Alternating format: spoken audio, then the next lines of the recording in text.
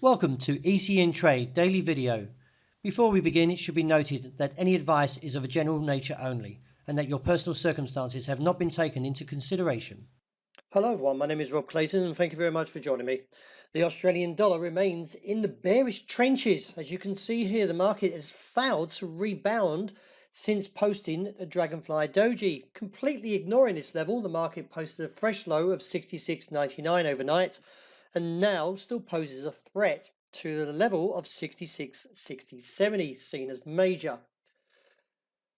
Triggering the markets overnight was the fact is that the World Health Organization designated the coronavirus outbreak as an international emergency during a press conference. So looking at the technical aspect, let's see if the market bulls do come back. Like previously, as you can see here, we only had stabs at this level of 66.60. If it fails to show any kind of rebound, then we could be looking down towards 64 cents if we do take out 66.60. We are extremely oversold, so do keep an eye on to the fact that if we get a break above 55, on 67 that is, so 67.55 could see a squeeze up towards 68.1520. However, from the given fact of how strong this trend is from the ADX, we could still see weakness towards that level of 66.60. And let's see if it does break lower. If so, then we could see some other factors, as in Aussie yen breaking down lower and maybe some other crosses. Euro this time around found support at 109.5585 after the market staged a brief low of 110.04.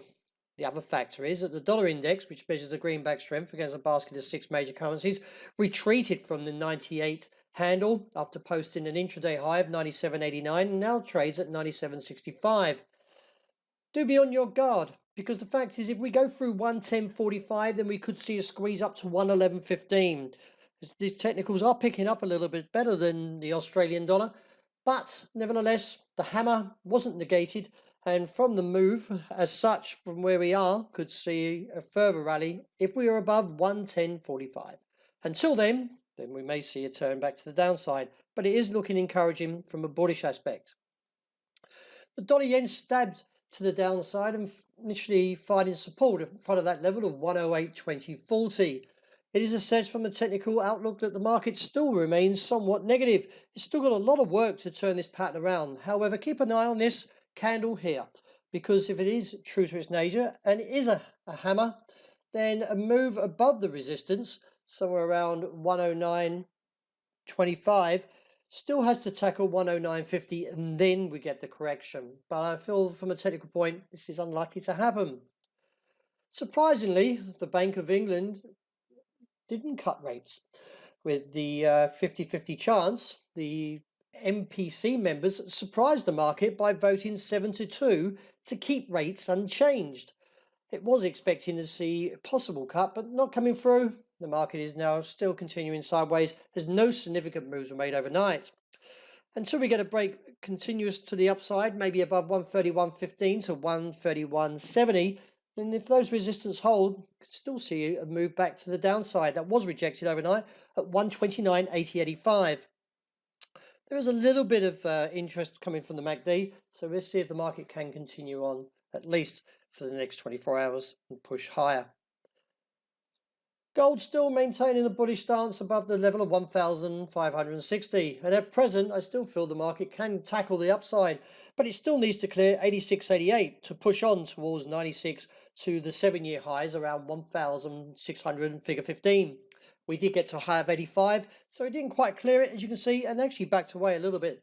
But nevertheless, keep an eye on these technicals, because we still, at this point, not to some surprise, the level of 1,560 could be challenged due to that candle. But nevertheless, opportunity to buy, as we should still see further gains.